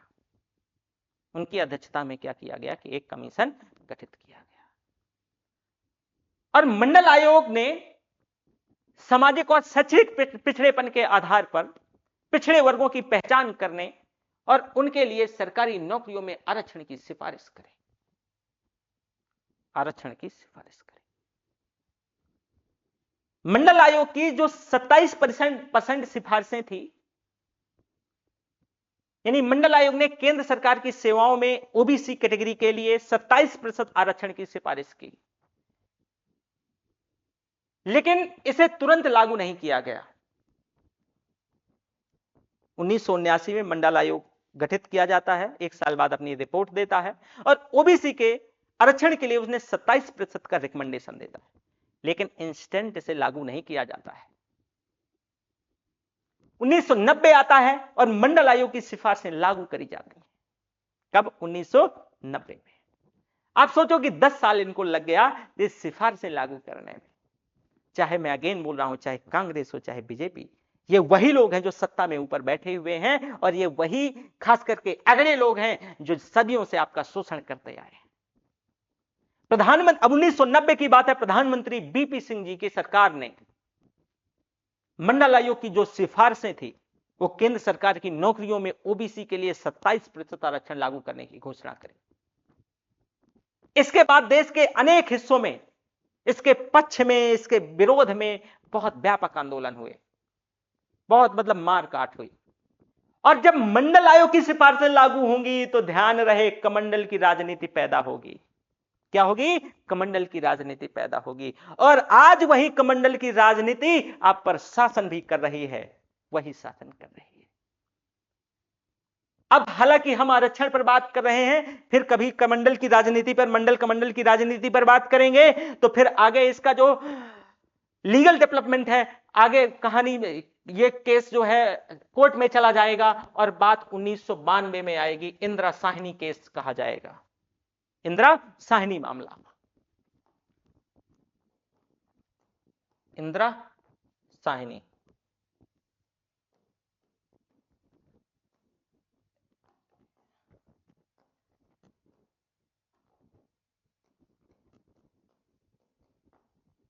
इंदिरा साहनी। अब मंडल आरक्षण को सर्वोच्च न्यायालय में चैलेंज किया गया और ये जो Indira Sahni versus union of India 1992 में सर्वोच्च न्यायालय ने ओबीसी के आरक्षण को संवैधानिक ढांचे में स्वीकार किया, लेकिन कुछ लिमिटेशन के साथ। क्या है? कुछ लिमिटेशन के साथ। लिमिटेशन क्या थी? कि ओबीसी के लिए 27% आरक्षण स्वीकार किया जाएगा, लेकिन मतलब कहा कि ये जो 27% आरक्षण है ओबीसी कैटेगरी के लिए, ओबीसी कैटेगरी के लिए ये ठीक है, पर कुछ लिमिटेशन लगा दी। लिमिटेशन क्या आया? क्रीमी लेयर का मामला, कि क्रीमी लेयर को आरक्षण से बाहर रखने का सिद्धांत लागू किया गया। और उन्होंने एक बात और कही कि आरक्षण की सीमा 50% से ज्यादा नहीं हो सकती। न्यायालय ने कहा कि आरक्षण सामान्यतया 50% से अधिक नहीं होना चाहिए। हालांकि असाधारण परिस्थितियों में यह प्रश्न कहा कि न्यायिक चर्चा का विषय हो सकता है। साथ ही एक बात और कही गई कि प्रमोशन में ओबीसी रिजर्वेशन को लेकर के इंदिरा साहनी मामले में जो ओबीसी के लिए प्रमोशन में रिजर्वेशन को स्वीकार नहीं किया गया, कि प्रमोशन में ओबीसी रिजर्वेशन नहीं होगा। जैसे एससी एसटी के लिए पदोन्नति में आरक्षण को लेकर के आप देखेंगे कि पदोन्नति में आरक्षण है, इसके लिए संविधान में कई संशोधन भी किए गए, खास करके 77वां संविधान संशोधन 1995 में, और आर्टिकल 16 यानी 16 क्लॉज 4A जोड़ा गया। क्या है? क्लास 4A जोड़ा गया। इसने एससी एसटी के लिए पदोन्नति में आरक्षण का संवैधानिक आधार बनाया, लेकिन ओबीसी में ओबीसी में पदोन्नति में आरक्षण को लेकर के कोई प्रावधान नहीं। इसके बाद पदोन्नति में आरक्षण से संबंधित कई ऐसे जो है आप देखोगे संवैधानिक संशोधन जो सर्वोच्च न्यायालय ने जो है निर्णय दिए, हम उनमें हमें नहीं जाना है, बताया कि मुझे शॉर्ट में चीजों को समझाना है कि एक आपकी समझ आरक्षण को लेकर के बन सके। 2006 में फिर आगे मामला बढ़ेगा और ओबीसी का उच्च शिक्षण संस्थानों में आरक्षण को लेकर बात उठेगी। कब? 2006 में। 2006 में ओबीसी में जो उच्च शिक्षण संस्थान है, हायर एजुकेशन इंस्टीट्यूशन में आरक्षण को लेकर के, और इसमें 93वां संविधान संशोधन 2005 आएगा। और इसके बाद केंद्रीय जो शैक्षणिक संस्थान है उनमें सामाजिक और शैक्षिक तौर से पिछड़े वर्गों के लिए विशेष प्रावधान का संवैधानिक आधार मजबूत हुआ। संवैधानिक आधार मजबूत हुआ। इसके बाद केंद्रीय उच्च शिक्षण संस्थानों में ओबीसी के लिए 27% आरक्षण लागू किया गया। और फिर बात आगे आ जाएगी 2019 की, और 2019 में जो ईडब्ल्यूएस इकोनॉमिक वीकर सेक्शन, जो खास करके अगड़ों के लिए, मुझे पता नहीं कि सरकार ने एक कमीशन कैसे गठित किया और क्या स्टडी रहा, पता ही नहीं चला। सरकार ने तुष्टीकरण की राजनीति के अंतर्गत ईडब्ल्यूएस लेके आई और ईडब्ल्यूएस को एक ही झटके में पास करवा दिया और एक ही झटके में पूरे देश में लागू करवा दिया। एक ही झटके में पूरे देश में लागू करवा दिया। माइक पकड़े पकड़े हाथ बैठ जाता है। 103वां संविधान संशोधन अधिनियम 2019 आता है और मैं बता दूं, इसके द्वारा संविधान में अनुच्छेद 15 क्लॉज 6 यानी ईडब्ल्यूएस में, जो ईडब्ल्यूएस 2019, तो संवैधानिक डेवलपमेंट क्या है कि 15 क्लॉज 6, आर्टिकल 15 क्लॉज 6 और साथ में आर्टिकल 16 क्लॉज 6, ये दो चीजें ऐड करी जाती हैं कॉन्स्टिट्यूशन। इसके माध्यम से इकोनॉमिकली वीकर सेक्शन को आर्थिक पिछड़ेपन के आधार पे 10% का आरक्षण दिया गया। क्या है? 10% का आरक्षण दिया। अब ईडब्ल्यू आरक्षण एससी एसटी ओबीसी आरक्षण से अलग श्रेणी बनाया गया, ये ध्यान रखिएगा। सर्वोच्च न्यायालय ने 2022 में 103वें संविधान संशोधन को चुनौती देने वाले मामले में इस व्यवस्था को क्या किया? बरकरार रखा। तो आपको मोटा माटी आपने पूरा आरक्षण का, कि आरक्षण कैसे आया, किस प्रकार से आया, इसका पूरा इतिहास क्या रहा है। मैंने आपको हंटर आयोग से लेकर के जो पिछड़ों के लिए विशेष अवसर की मांग करता है, साहू जी महाराज कोल्हापुर में 50% आरक्षण की व्यवस्था करते हैं। साथ में फिर जो है 1909 में पार्लियामेंटो सुधार आएगा, पृथक निर्वाचक मंडल आएगा, फिर गवर्नमेंट ऑर्डर आएगा। 1921 में मद्रास कम्युनल गवर्नमेंट ऑर्डर आता है, उसमें सामुदायिक प्रतिनिधित्व होता है। साथ में अगर हम बात करते हैं तो पूना पैक्ट, इसमें से जो है संयुक्त निर्वाचन आरक्षित सीटें आती हैं। 1935 में गवर्नमेंट ऑफ इंडिया एक्ट, जो राजनीतिक संरक्षण को कानूनी आधार दिया जाता है, ये भी मैंने आपके साथ डिस्कस किया। उसके साथ साथ आप देखोगे कि 1935 में जो चीजें, जैसे 1935 के अंतर्गत जो गवर्नमेंट ऑफ इंडिया एक्ट है, राजनीतिक आरक्षण को जो है कानूनी तौर से वैध करार दिया, मतलब लीगल राइट्स दिया जाता है। 1950 में संविधान जब लागू होता है तो एससी एसटी के लिए संवैधानिक सुरक्षा लागू कर दी जाती है पहले संविधान संशोधन के अंतर्गत। और इसमें आप देखोगे कि संविधान संशोधन, जो पहला संविधान संशोधन अनुच्छेद 15(4) यानी 15 क्लॉज 4 के अंतर्गत, फिर ओबीसी का इतिहास चालू होगा आरक्षण का, और काका कालेलकर आयोग 1953 में बनेगा। इसमें पहला पिछड़ा वर्ग आयोग आएगा। इसके बाद मंडल कमीशन आएगा 1979 में, और 10 साल लग जाएंगे मंडल कमीशन की सिफारिशों को लागू करने में। और आप इधर देखिए कि कितना जल्दी ईडब्ल्यूएस न पता चला कि कब कमीशन बना और कब इसकी सिफारिशें लागू हुई, तो आप अंतर जरा समझ सकते हैं। मंडल लागू होने के बाद आप देखोगे कि फिर एक बड़ा मुद्दा होता है, मंडल का मंडल की राजनीति शुरू होती है। 27% आरक्षण, और इसमें यह कहा जाता है कि भाई ओबीसी वर्ग को प्रमोशन में आरक्षण नहीं मिलेगा। 50% की एक सीमा तय कर दी गई। फिर 1995 में 70वां संविधान संशोधन आएगा और एससी एसटी के लिए प्रमोशन में रिजर्वेशन की भी आगे बात आएगी। तो ये पूरा एक तरीके से आप कह सकते हैं कि डेवलपमेंट रहा है। फिर 1905 में भी 93वें संविधान संशोधन आएगा और ओबीसी के लिए एक आधार बनेगा हायर एजुकेशन में। साथ में 2019 में 103वां संविधान संशोधन आएगा, ईडब्ल्यूएस के लिए क्या होगा कि 10% आरक्षण होगा। और 2022 में एससी ने, सुप्रीम कोर्ट ने फैसला दिया कि भाई 103वां संविधान संशोधन क्या रहेगा? बरकरार रहेगा।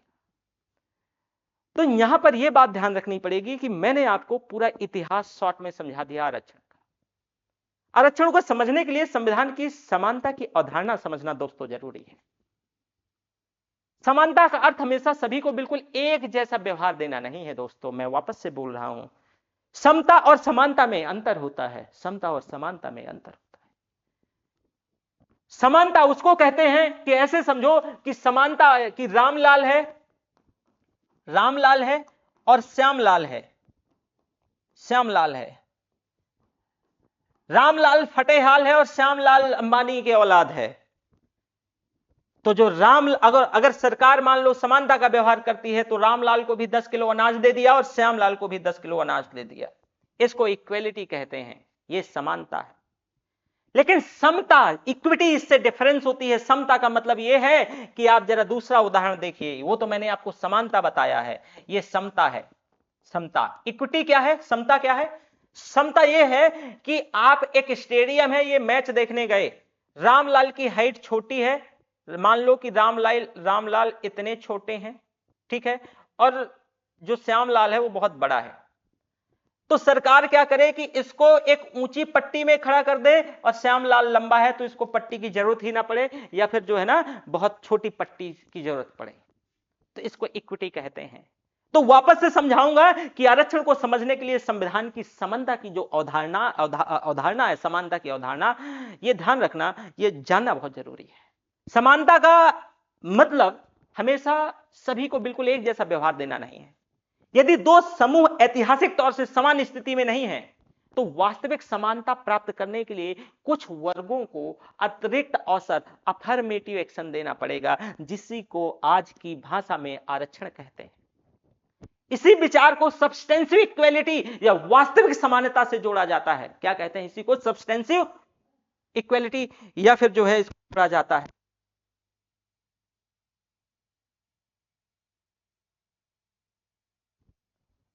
अब मान लीजिए मैंने जैसे उदाहरण के माध्यम से समझाया कि मैं इस स्टूडियो से अभी यूज टू नहीं हूं, तो बाहर अगर कोई आवाज आती है तो मुझे देखने जाना पड़ता है।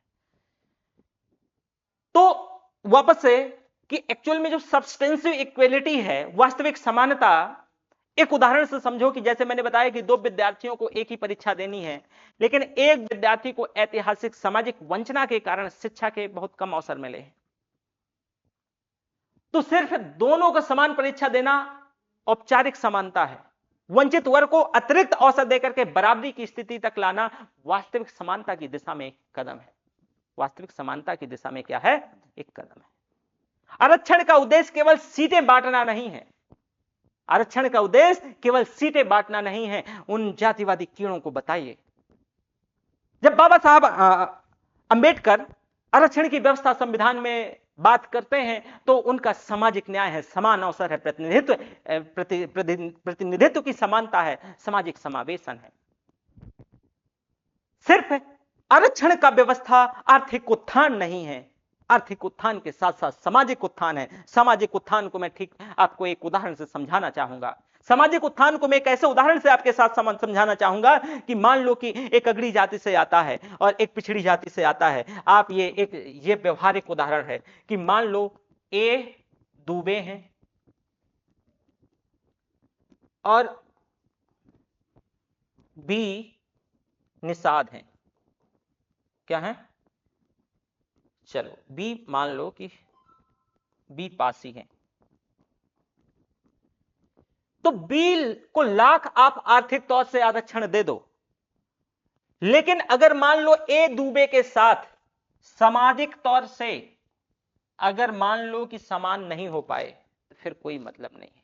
और यही वजह है कि आरक्षण सिर्फ एक आर्थिक उत्थान नहीं है, बल्कि समाज में सामाजिक न्याय को सुनिश्चित करना, समान अवसर, प्रतिनिधित्व की भागीदारी और सामाजिक समावेशन है, सामाजिक उत्थान है, सामाजिक उत्थान है। तो यह भी आपको ध्यान देना पड़ेगा। और मैं आपको बताऊं कि एक और जो सबसे जरूरी बात है, मैं यहां पर आपको आता हूं, वो जरूरी बात बताना बहुत जरूरी है। कुछ लोग मुझे जज भी करने लगेंगे आरक्षण की व्यवस्था को लेकर के, क्योंकि एक ऐसा इशूज है कि आप किसी भी तरफ कुछ भी कहिए, यहां आप रैशनल बात भी कहिए, लेकिन लोगों ने अपने अपने हिसाब से अपने जो है ना आपको जज करने का प्रयास किया जाएगा। तो मैं आपको यहां पर बता देता हूं कि आरक्षण की व्यवस्था जो सामाजिक तौर से जिनका उत्थान हो चुका है, जो व्यवस्था को रैशनलाइज करने की जरूरत है, रैशनलाइज्ड करने की जरूरत है। जैसे कि एक उदाहरण से समझाना चाहूंगा कि टीना डाबी जी का, अगर टीना डाबी जी की 3 पुश्तें या 3 जनरेशन एक क्लास की नौकरी से आती हैं, तो मुझे, या फिर राजस्थान का जो मीना समाज है, जो कि यूपीएससी के अंतर्गत आप रिजल्ट कभी देखें उठा करके, तो आप देखोगे कि यूपीएससी में जो एसटी कैटेगरी को रिजर्वेशन जाता है, तो सबसे ज्यादा 90% से ज्यादा रिजर्वेशन मीना समाज को जाता है। अगर उनका उत्थान हो गया है तो ऐसी व्यवस्था हमारे संविधान में रेशनलाइज करने की जरूरत है कि अब क्या किया जाए कि जो है उसको रेशनलाइज किया जाए, या फिर मीना समाज में जो अति पिछड़े लोग हैं उनको तो आरक्षण मिले, लेकिन जो आरक्षण जैसे कि ओबीसी में क्रीमी लेयर का कॉन्सेप्ट है, इसी तरह एससी एसटी में भी क्रीमी लेयर के कॉन्सेप्ट के आने की जरूरत है।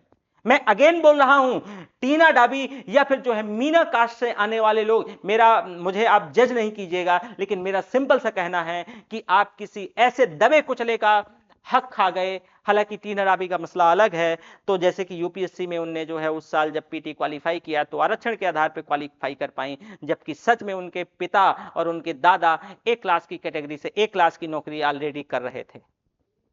तो आप सोचो कि ये बहुत रैशनल नहीं था। तो ऐसे आरक्षण के मामलों को, ताकि उन्हीं के समाज के जो लोग नीडी हैं, जो जरूरत है जिनको, उनको आरक्षण मिल सके। तो संविधान में ऐसे रैशनलाइजेशन की भी जरूरत है और ऐसा रैशनलाइजेशन होना चाहिए।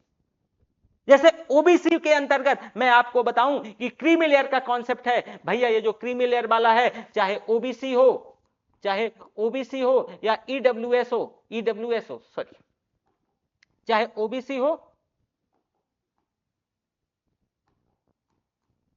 ईडब्ल्यूएस, आप देखोगे कि इनका 8 लाख वाला क्या है, जो व्यक्ति 8 लाख रुपया कमा रहा है वो क्रीमी लेयर से ऊपर आएगा और वो ईडब्ल्यूएस का मान लो कि लाभ नहीं मिलेगा। लेकिन जो 7.5 लाख कमा रहा है वो ईडब्ल्यूएस का लाभ ले जाएगा, ओबीसी का के अंतर्गत आरक्षण ले जाएगा।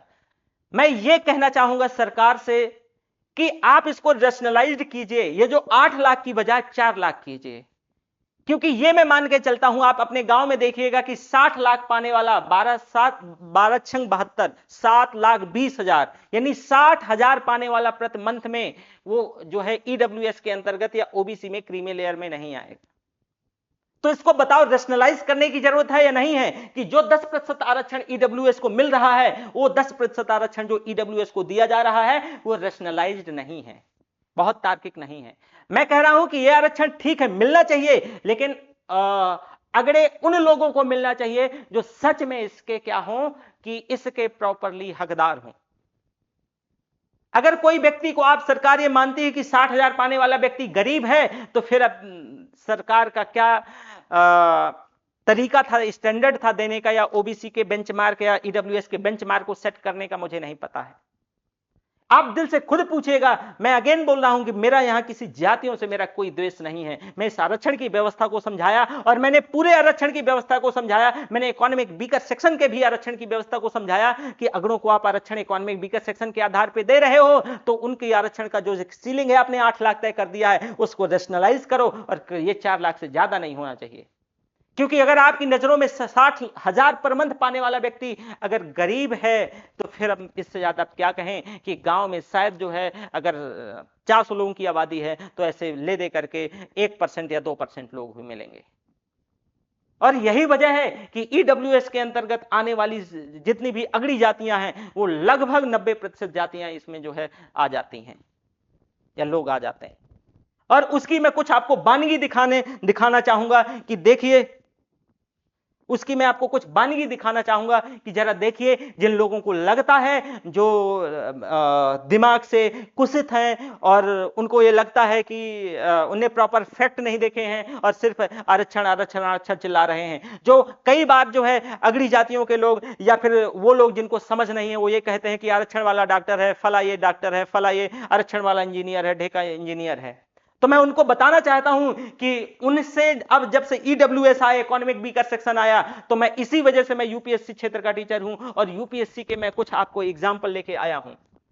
ये पहला एग्जाम्पल है, ये ध्यान रखिएगा कि एक कटऑफ मैं आपको दिखाना चाहता हूं। सबसे पहले आते हैं 2022 के कटऑफ में। जनरल का कटऑफ देखो, 2022 का ये कटऑफ है। जनरल का कटऑफ जो है 88 नंबर जाता है और ईडब्ल्यूएस का कितना जाता है, 82 नंबर जाता है। ओबीसी का 87 जाता है। तो जरा बताओ कि ईडब्ल्यूएस का कटऑफ, और ये वही सारे लोग ईडब्ल्यूएस में शामिल हो गए जो मैंने आपको बताया है। कई ऐसे मामले यूपीएससी के अंतर्गत मिले। अभी तो एक आरोप रवि सिहाग जी पर भी लग रहे थे कि उन्होंने जो है अपनी जो जायदाद है वो अपनी रिलेशन वालों को ट्रांसफर कर दी थी, वो जो है भेज दिए थे ताकि उनको आरक्षण का लाभ मिल सके। जरा आप सोचिए, तो बहुत सारा फर्जीवाड़ा हो रहा है। तो ईडब्ल्यूएस में जो है ना, ध्यान रखिएगा कि कटाप अब सभी, आप जिसको कह रहे थे ओबीसी, और कई बार तो एससी एसटी से भी जो है ईडब्ल्यूएस का कटाप चला जाता है। चलो आपका कहीं ये ना कहें कि ये 1 साल का दिखा रहे हो सर, 2021 का देख लो। 2021 में जनरल का कटाप यूपीएससी के अंतर्गत पीटी में जो कटाप है वो 87 नंबर जाता है, ईडब्ल्यूएस का 80 नंबर जाता है, ओबीसी का 84 नंबर जाता है। वहीं 2020 में आइए, 2020 में जनरल का कटाप 92 नंबर जाता है और ईडब्ल्यूएस का कटाप जरा देखिए कि 77 नंबर जाता है। कितना? 77 नंबर जाता है। और ओबीसी का कटाप 89 नंबर जाता है। अगेन 2019 में आइए और 2019 में आप देखोगे जनरल का कटाप 98 जाता है, ईडब्ल्यूएस का कटाप 90 जाता है और 95। ये हर साल की बात है। और आप आगे देखें, आप इसको, वही चीज मैंने आपको यहां पर दिखाई है कि आप देखें कि ईडब्ल्यूएस के अंतर्गत जो है कटाप है। 2023 में आपको मैंने बताया, 2023 में आप कटाप देखिएगा, ये जो है ना, ये जनरल का कटाप है 75 नंबर, ओबीसी का कटाप है 74 नंबर, लेकिन ईडब्ल्यूएस का कटाप 68 नंबर। सारे जनरल वाले लगभग 90% लोग ईडब्ल्यूएस में आ गए हैं और फिर भी आरक्षण आरक्षण आरक्षण, इतना पेट में दर्द होता है। इसके बाद 2024 में आप देख लो, 2024 में आप देखोगे तो जो जनरल का कटाप है वो 87 नंबर है, ईडब्ल्यूएस का कटाप है 85 नंबर है, और जो है यहां पर आप देखोगे 87 नंबर है। 2025 में देख लो 92 नंबर कटाप है जनरल का, 89 नंबर कटाप है ईडब्ल्यूएस का और 92 नंबर कटाप है ओबीसी का। तो मैं आप सभी से बताना चाहूंगा कि जरा आप कटाप को देख के जाइए और फिर आप बात कीजिए। और एक ही नहीं, आप यहां पर और भी इंटरेस्टिंग बात बताते हैं। ये यूपीएससी का जो है, ये यूपीएससी के अंतर्गत ये मेंस की कॉपी है, फाइनल कॉपी है, मे बी नॉट मेंस। तो इसमें देखिए ईडब्ल्यूएस वाले बच्चे 696 में यूपीएससी क्वालिफाई कर जाते हैं और एससी का ओवरऑल कटाप 706 जाता है। महाराज ईडब्ल्यूएस वालों का कटाप एससी से नीचे चला गया है। और इन सभी को, ये जो कॉपियां हैं, आप जाके क्रॉस एग्जामिन कर लीजिएगा। मैं अगेन बोल रहा हूं, ये जाके कॉपियां प्रॉपर क्रॉस एग्जामिन कर लीजिएगा, ये सारी पड़ी हुई हैं। और मैं यूपीएससी क्षेत्र में आप इतने बड़ी परीक्षा की मैं बात कर रहा हूं इसी वजह से कि अगर यहां इतना इस लेवल की चीजें हैं तो सारे एग्जाम में जो है यही सारी चीजें देखने को मिलती हैं कि बताइए ईडब्ल्यूएस का कटाप, ओबीसी, वो ईडब्ल्यूएस का कटाप जो है इससे एससी से नीचे चला गया है। किससे नीचे चला गया है? एससी से नीचे चला गया। ठीक है। और यहां तक तो अभी सोचिए 600 देखिए एसटी का कटाप है 699 और आप जो है आपका कटाप 696 है। आप अंदाजा लगाइए कि आप कह रहे हैं आपका तो सिलेक्शन, आप जिसको आप कहते थे कि आरक्षण वाला डॉक्टर है, तो आप भी आरक्षण वाले आईएएस आईपीएस और ये सब हैं और डॉक्टर हैं। तो आप जो है कहते हैं ना कि आरक्षण आरक्षण आरक्षण, एक्चुअल में जो आरक्षण आपको तो सदियों से आरक्षण था। आपने तो जो है ना हमको संबुक बना के हमारा वध कर दिया, हमारा एकलव्य के तौर पे हमारा आपने जो है ना अंगूठा छीन लिया, या फिर कर्ण के आधार पे हमको असमानता दिखाई, और आज भी हमारा वही हाल है। लेकिन आरक्षण आरक्षण आरक्षण, आपके लोग हमारे आरक्षण के नाम पर लहूलुहान लोगों को कर रहे हैं। कुछ मुट्ठी भर लोग हमारे लोगों को जो है आप देख रहे हैं कि जो है पूरा सत्ता पे बैठे हुए हैं और सत्ता को कब्जाए हुए हैं। तो ये जागने का समय है और मैं अगेन आपको मिलूंगा, लेकिन कुछ और चीजें मैं आपको दिखा दूं। यही आरक्षण का जो है आप देखिए कि यहां पर आप जरा देखें कि ये आपका यूआर है, ये ईडब्ल्यूएस है, और ये जो है ये एससी है और ये ओबीसी है।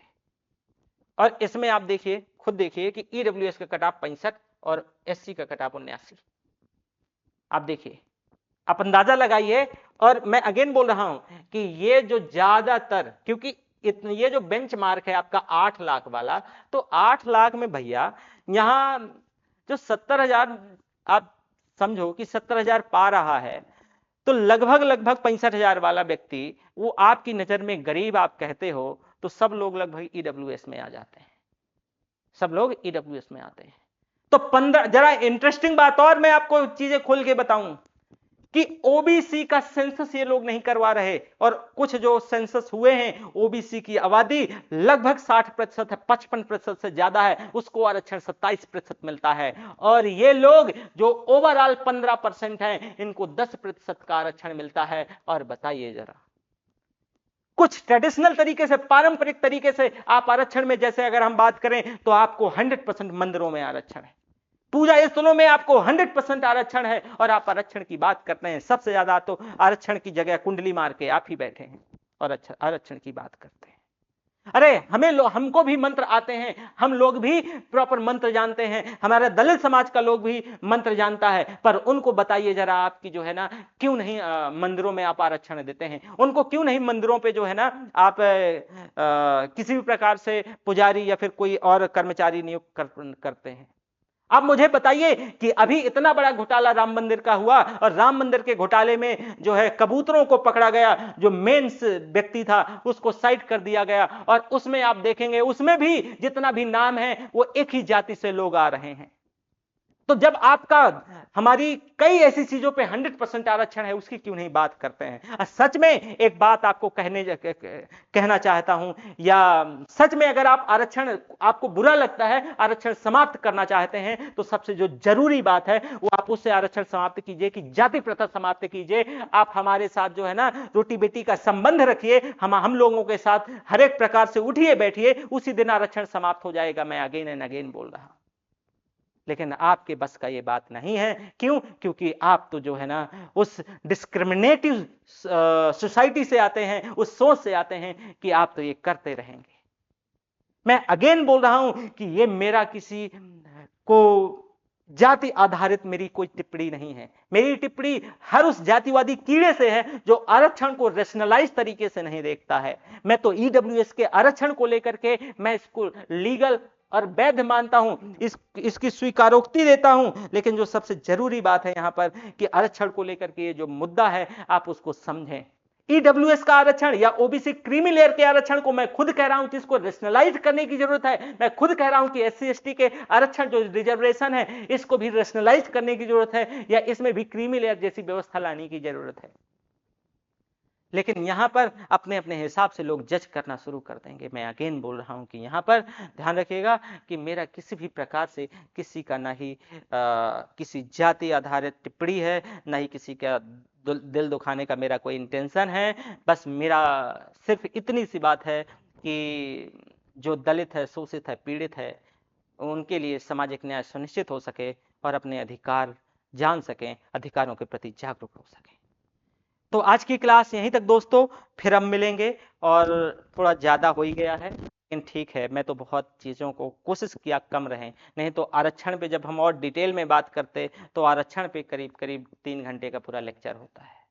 थैंक यू वेरी मच, फिर मिलेंगे।